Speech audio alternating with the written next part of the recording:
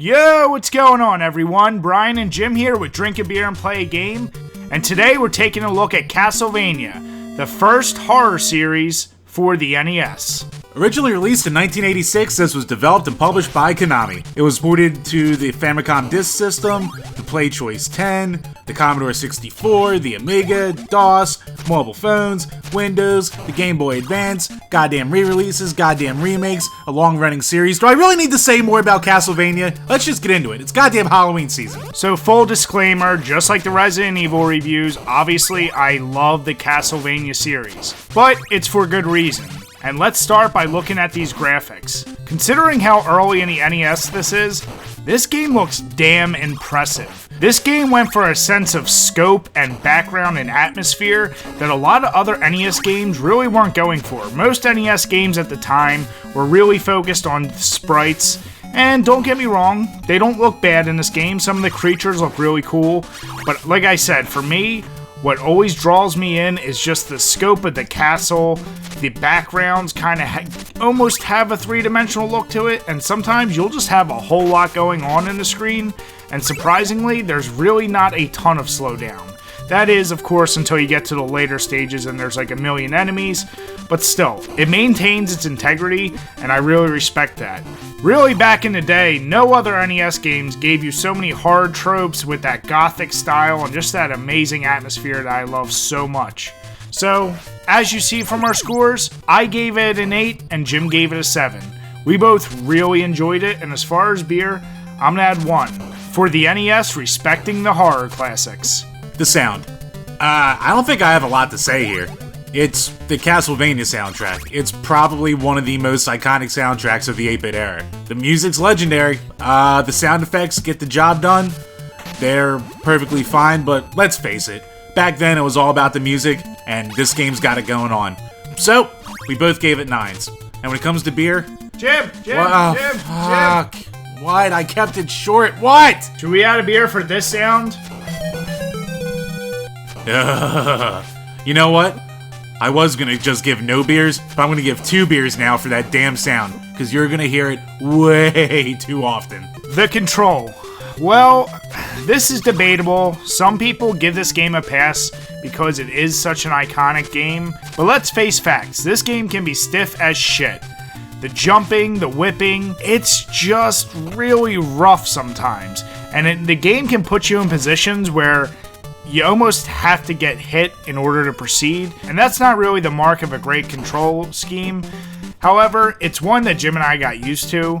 Now, we will say, the button layouts feel intuitive. You got your jump button, your attack button, and then if you hold up in your attack, you'll use your special items. Obviously, some items are much more useful than others. The fact that your jumps can sometimes be so pixel perfect is such bullshit, and it'll leave you furious.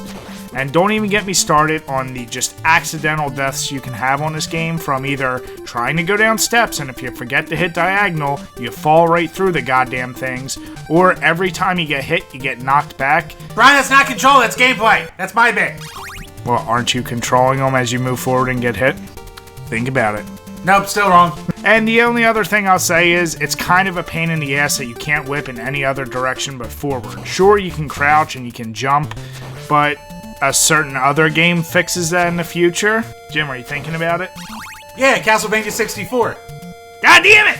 Ah! Putting all that aside, since we were able to get through the game, and it is a hard son of a bitch, you get used to the control really fast, so we both gave it a 6. It's definitely not perfect, and we honestly think we're being very lenient with that score, and as far as beer, I'm gonna add 1 just for those goddamn jumps. So, the gameplay. Jim, are you gonna talk about the monsters? Talk about the monsters. There's monsters in it. There, you happy? Describe the monsters. Oh, God. Fine. You get Dracula, you get the Grim Reaper, you get Frankensteins, you get creatures from the Black It's Lagoon. Frankenstein's monster, Jim. Shut the fuck up. You get Medusa heads, you get these little midget goblin guys. You get... It's a hunchback.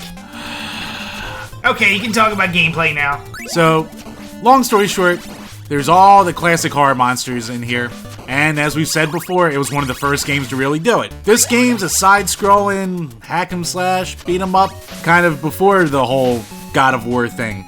It's You're going around, you're whipping the shit out of stuff. God of War, Jim? Couldn't use any earlier references? Devil May Cry? God damn it! Ow. But it's even just more than just going from left to right and swinging your whip at shit. Like Bryce said, there's platforming, and I really fucking hate that bounce back. I can't stand it. Besides the fact that your guy does control pretty stiff, it's all stuff that was intentionally made to make the game harder. And it's stuff you get used to, but it's still annoying, besides the little delay too.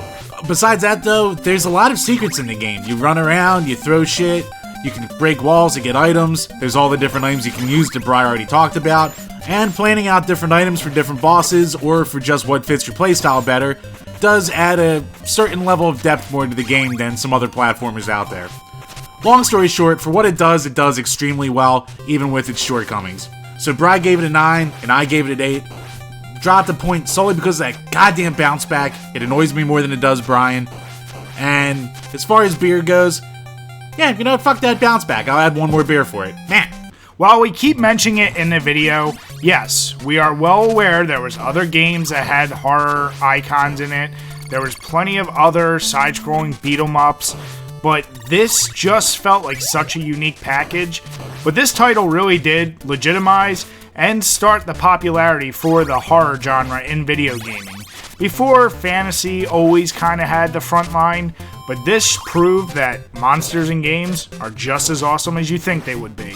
Putting that aside, you've seen power-ups, but like Jim mentioned, I feel like this game above others at the time really did make you think about what works best. There's not a whole lot more to say because this game really was unique for the time, and everyone knows if you're talking about historical impacts, this is right up there with some of the other major NES titles. So we both gave it a 9. I'm not even going to add a beer. Cheers to a game that is such a love letter to all the classics. For playability, I can keep quick. The game is hard. It is hard as shit.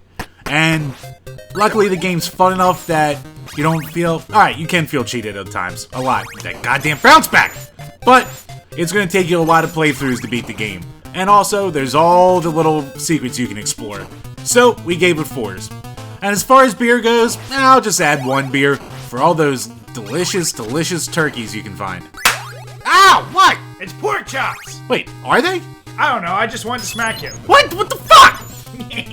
So overall, we absolutely love this title. And even though it is a hard son of a bitch, and it might have taken me a half an hour alone just to beat Dracula. Tooken? Good grammar, Bri.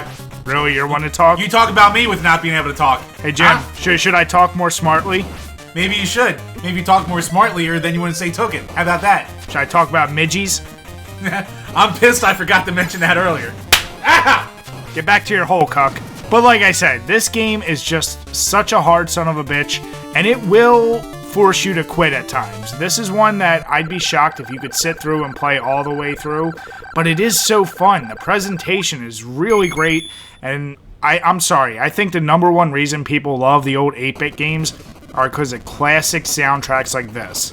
This is literally one I have on my phone, and I could just listen to because it's just that goddamn good. So as you see, we both gave it 8s. Even putting nostalgia aside, I recognize that control was not perfect, and the game does have that limited replayability. Other than just loving going through the sceneries, there's not really a reason to go through and keep beating it, because you only get that one ending. It's still a great-ass game, and when we combine all of our scores together, it rounds out to a 7.5. We think that's fair. Any higher, and it's probably just for nostalgia. But if you can find it anywhere, and it doesn't break your wallet, it's definitely worth a pickup. When it comes to beer pairing, this one is kind of a no-brainer. I had to go with the Clown Shoes Vampire Slayer. The name, the artwork, it all screams for Castlevania. And on top of that, it happens to be one goddamn delicious Imperial Stout.